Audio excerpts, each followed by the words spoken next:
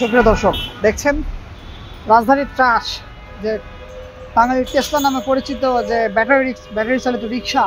এই ব্যাটারি চালিত রিক্সা কিন্তু আজকে প্রায় 7-8টি রিক্সা কিন্তু আজকে মেট্রোপলিটন পুলিশ জব্দ করেছে।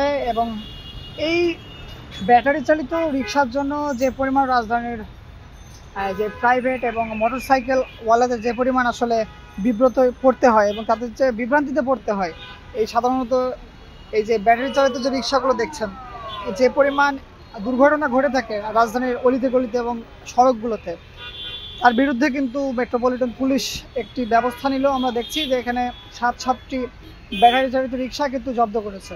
রাস্তাঘাটে বিশৃঙ্খলা করার লগে গাড়িগুলো তো অবৈধ, এই কারণে হয়তো ধরে, যার কারণে গাড়িগুলো রাস্তা অনেক অ্যাক্সিডেন্ট করে, এর কোনো পারমিশন নাই, অবৈধ, এই কারণে ধরে।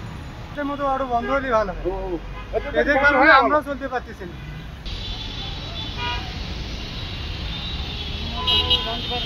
গাড়ি ধরে